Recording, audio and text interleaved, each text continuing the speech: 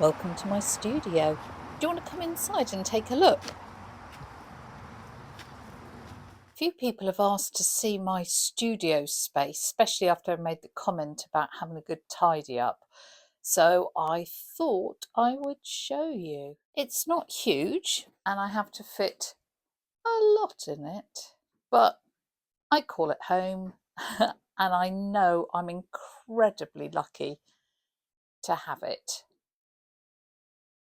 It's at the end of our garden and it's about 5 metres by 3. I wish I had lots of tips to share about how to make the most of your workspace, but I am not a naturally tidy person. And this is my studio after I've had a huge tidy up. I've just bought this drafting table from Meaden. Well, actually, I bought it off eBay. It was £40 as opposed to 180 new. So, hey, let me show you how it works.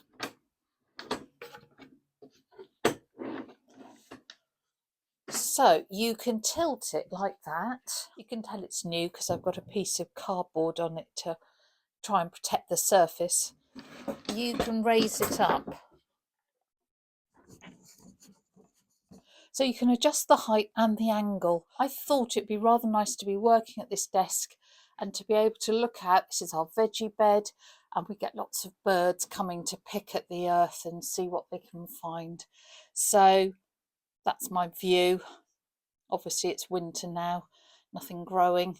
I don't have water in my studio. I fill up these large water bottles and any spare water gets thrown on the flowers. I've also just bought these shelves. They should actually be on casters as trolleys, but the wheels that came with them weren't brilliant.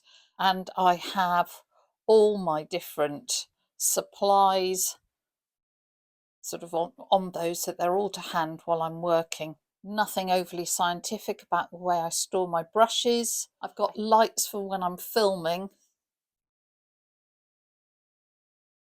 and those are new, so I'm hoping that the lighting will be better on subsequent films. This picture on the wall was the first watercolour I ever got framed, so it has a very special place in my heart. That was from 25 years ago, something like that. You know, I do quite a lot of writing, so I also have a writing desk here. You can see that obviously sometimes I use it for painting, so the poor thing is looking a little bit stained. These are my beautiful drawers from Meaden with all my pens in them.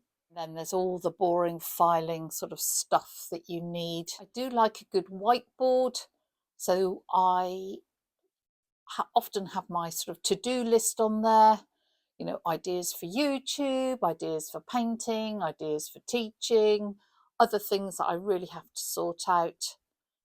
Storing paintings is a perennial problem. You need to make sure obviously that they are safe, they don't get chipped, bent, damaged. I would much prefer to store them standing up, but you can see I've got some here that just have to go horizontally.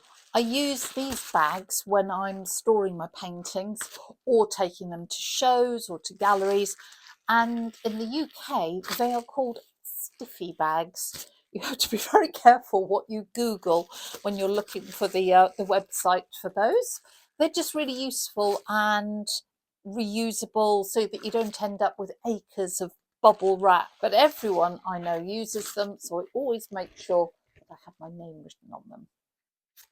I've got a bit of a seating area here, so that's either for people who come and visit me in my shed, or indeed if I'm sitting reading or contemplating or poking around on the internet. I do like to have a few paintings on display, and oh, there's my lovely sign, Embrace the Chaos.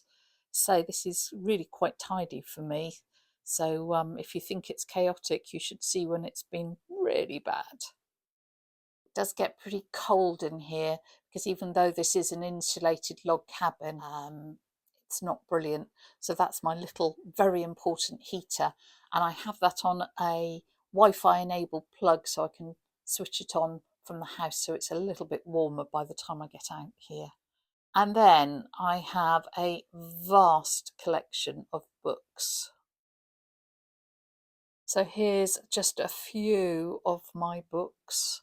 I definitely have a bit of a book habit going on. Up here I've got a few of my sketchbooks. Some of them are used, some of them are new, to encourage me to do as much sketching as possible. Got a couple of boxes of watercolours here. Up there I've got a few more sort of old watercolours and things I don't particularly use that I just sort of keep there. Then I've got other art materials. I love lino printing. Oh, that's a box of brusho there. A whole load of printing stuff. I'm lucky enough to have this big plan chest where I can keep paintings, sketches, things I've tried, and then lots of spare paper. I think it's important to keep paintings because even if you're not going to do anything with them, they do either show you how far you've come, you can see improvement, or they might spark other ideas. The worst comes to worst, you can paint on the back or rip them up and call it collage. Then just above my painting space, you can see I've got stuff for filming. That's my highly technical light held on with a piece of string. These lights are brilliant because light is always a tricky thing in a studio like this. So I saw these strip lights. They are just plugged in and they are really bright. They're LEDs, but I hope you can see what the problem is. So you can't see a flicker in real life, but when you're filming on the iPad, you get a flicker off these lights, so I can't use them for filming, but they're brilliant for when I'm painting. I reckon you can see that light from outer space. They are so bright. And I'm afraid every space, so this is under the desk, is crammed really. So those two crates are full of mixed media stuff. Those are spare things like tripods and microphones and goodness knows what. And that's all my pen and wash stuff for doing workshops. I do try and use every bit of space possible, whether it's like there's stuff under the plan chest, under my bench there, I've used that space. But hey, you've got to. So if anyone's got any ideas of how I can maximise my space or clever storage ideas, I'd love to know them. So this is my little studio, and I do recognise how amazingly lucky I am to have a space to call my own.